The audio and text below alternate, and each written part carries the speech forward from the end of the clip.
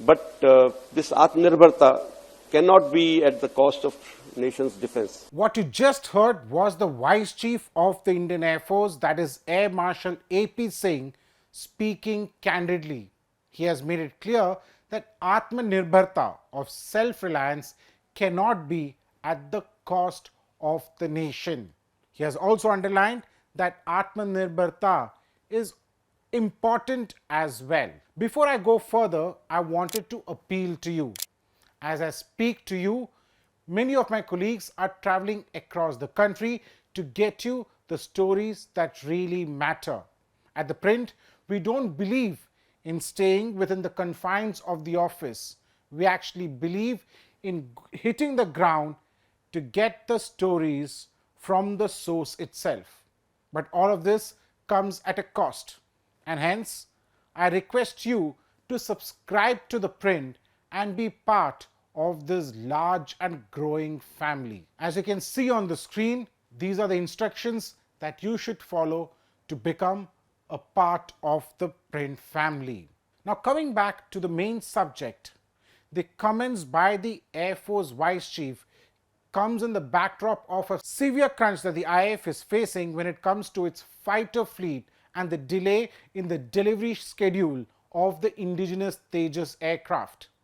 Against a sanctioned strength of 42 fighter squadrons, the Air Force currently operates a mere 32, majority of which is made up of Russian aircraft either in need of upgrades to match modern warfare requirements or on the verge of retirement.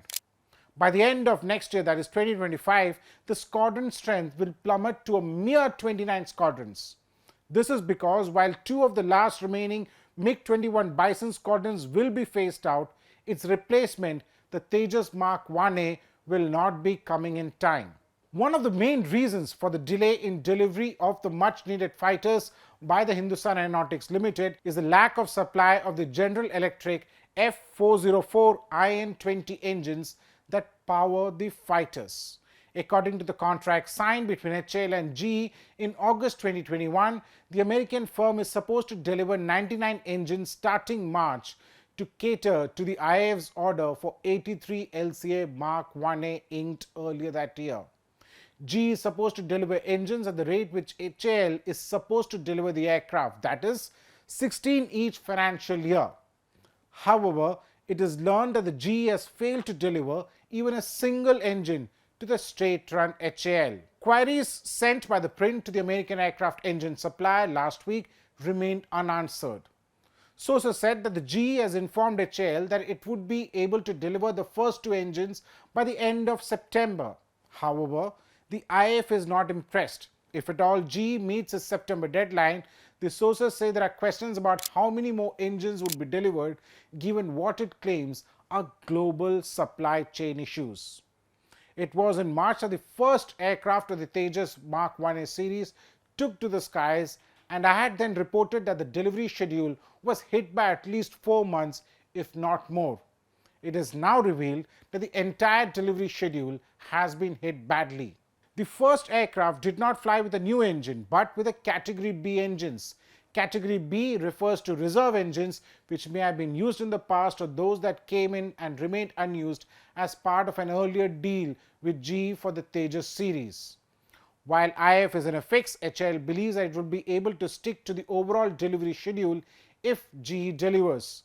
The Indian aerospace manufacturer has set up a new production line in Nasik for the LCA Mark 1As besides the one in Bangalore, which can produce 16 aircraft in a year.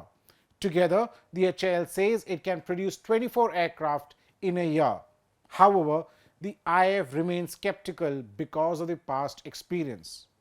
Now, the Air Force has already issued an RFP to HAL in April for additional 97 LCA Mark 1A fighters.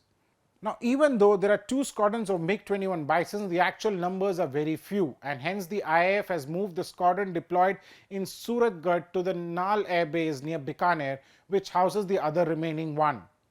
The IAF's dwindling numbers meant that several of its bases where the MiG-21s were based are now empty. Now, you would wonder how IAF was managing the empty bases. Now, what these sources have explained is that the area of responsibility for, let's say, a Su-30 MKI squadrons and others has increased.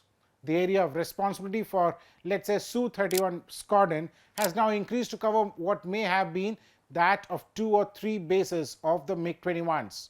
This is because the aircraft has more endurance and range than a MiG-21. But this also means that the aircraft would be clocking in more flying hours than what it would otherwise normally do. More flying hours means that the wear and tear besides maintenance of the machine will be more than in normal circumstances. Now, to arrest the decline in strength, the Air Force is in the middle of negotiations with the Qatari Air Force for 12 used Mirage 2000 fighters. The Qatari aircraft will come in with missiles and additional engines, and these aircraft have nearly 50% of the lifespan left and are maintained well by Qatar, which now operates the Rafale, the Typhoon and the F-15.